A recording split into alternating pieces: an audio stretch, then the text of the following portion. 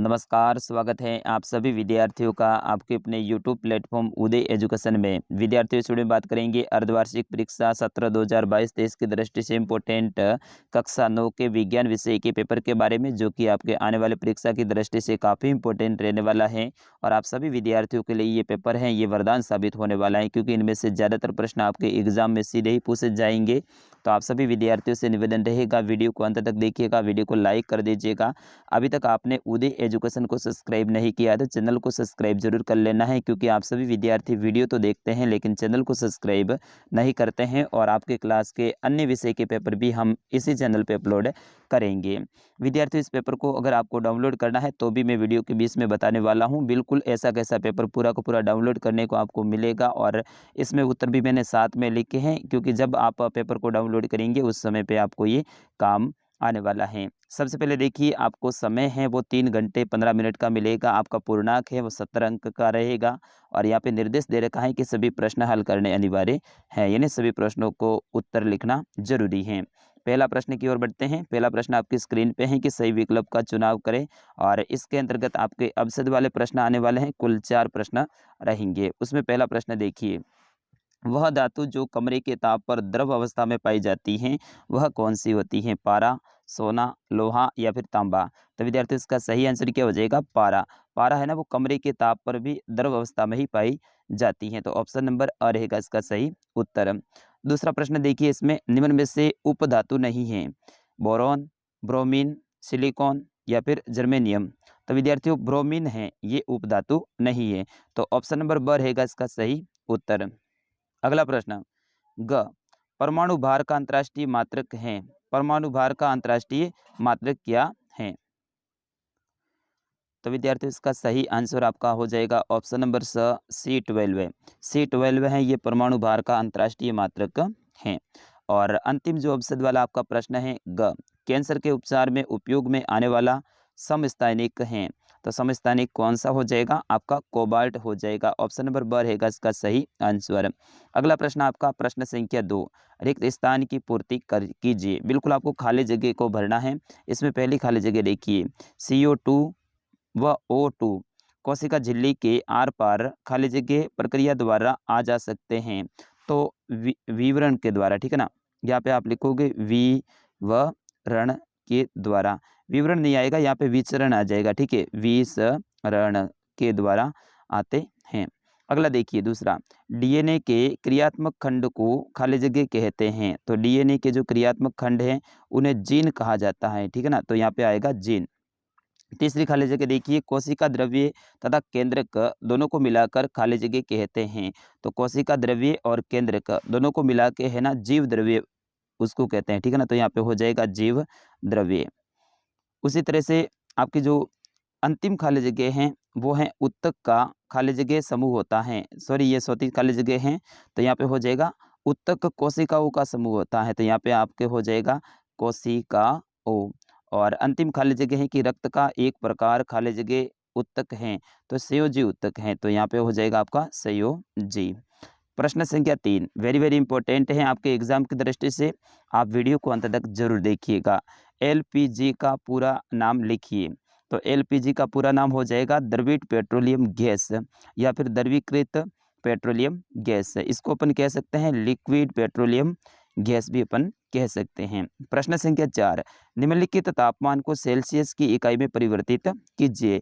यानी यहाँ पे जो आपके तापमान है के रूप में है, उसको आपको सेल्सियस में परिवर्तित करना है। तो 300 के और 573 के। तो सेल्सियस में आपको पता है कि के हैं, जो भी यहाँ पे दे रखा है उसमें 273 आपको माइनस कर देना है। जैसे कि 300 दे रखा है तो यहाँ पे हो जाएगा 300 माइनस 273, तो इसका सेल्सियस में तापमान हो जाएगा 27 डिग्री, ठीक है ना। तो 300 का हो जाएगा 27 डिग्री। अब यहाँ पे 573 है, इसमें भी आपको 273 माइनस कर देने हैं, तो आपका तापमान हो जाएगा 300 डिग्री सेल्सियस, ठीक है, 300 डिग्री सेल्सियस। अगर इसको आपको सेल्सियस को वापस के रूप में बदलना है तो यहाँ पे प्लस कर देना है, ठीक है ना। कितना करना है? प्लस 273। मान लो 27 में आपको के रूप में इसका मान ज्ञात करना है, तो 27 प्लस 273 273।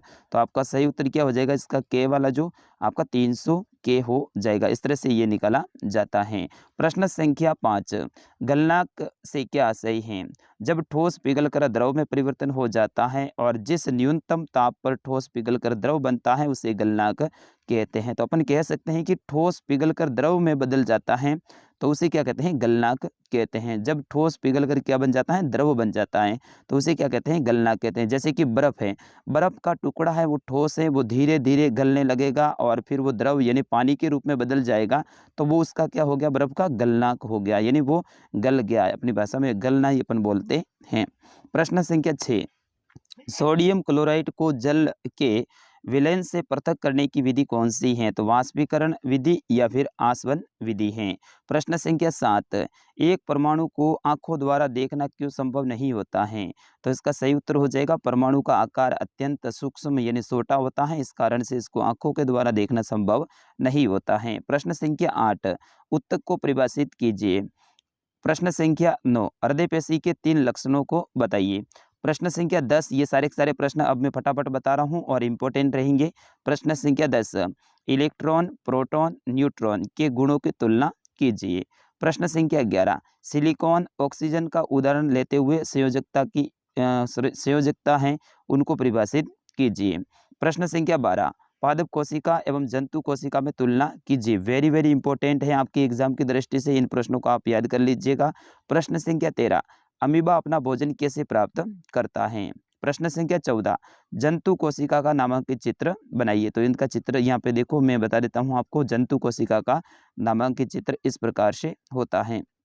ये आपकी जंतु कोशिका हो जाएगी और इनके जो पार्ट हैं इनको आप एक बार याद कर लीजिए। चिकनी अंतर्द्रवीय जालिका, केंद्रीय झिल्ली हो जाएगा, फिर इसमें प्लेज्मा झिल्ली हो जाएगा, तारक केंद्र हो जाएगा, लाइसोसोम हो जाएगा, राइबोसोम हो जाएगा और माइटोकॉन्ड्रियन हो जाएगा। इस तरह से इनके जो पार्ट हैं जालिका वगैरह, इनको आप एक बार देख लीजिएगा। बढ़ते हैं अगले प्रश्न की ओर।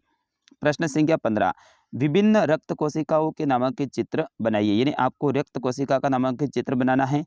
तो विद्यार्थियों, रक्त कोशिका है वो इस तरह से होती हैं। यहाँ पे देखिए लाल रक्त कण होते हैं, फिर उसके बाद में कोशिका द्रव्य होते हैं, फिर उसके बीच में यहाँ पे देखिए ये केंद्रक हैं, फिर उसके बाद में सारक कंजी यानी बासोफिल हैं, फिर उसके बाद में न्यूट्रोफाइल हैं और फिर इसके बाद में देखिए इयोसिनोफिल हैं। इस तरह से इनके ये पार्ट है, इनको भी आप याद कर लीजिएगा।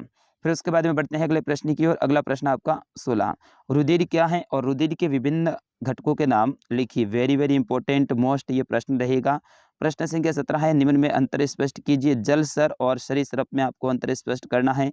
अगर ये नहीं आता है तो अथवा में आपके सामने ऑप्शन मिल जाएगा।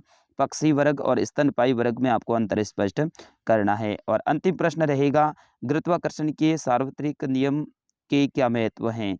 तो ये आपके विज्ञान विषय का पेपर था, कक्षा 9 का। मैं आशा करता हूँ आपने पूरा देखा है और अच्छे से इस पेपर को याद कर लिया होगा और अपने परीक्षा में आप अच्छे से अच्छे अंक लेकर आएंगे। तो विद्यार्थियों, मिलते हैं अगले वीडियो में, लेकिन उससे पहले मैंने शुरुआत में आपसे वादा किया था कि ये पेपर आपको डाउनलोड करने के लिए भी मैं दूंगा। तो बिल्कुल ये पेपर आपको मिलेगा हमारी वेबसाइट पे। वेबसाइट का नाम है, आप गूगल में जाके सर्च करेंगे उदय UDAY, फिर उसके बाद में स्टडी STUDY, फिर उसके बाद में .com। ठीक है, udaystudy.com आप गूगल में जाके सर्च करना आपको।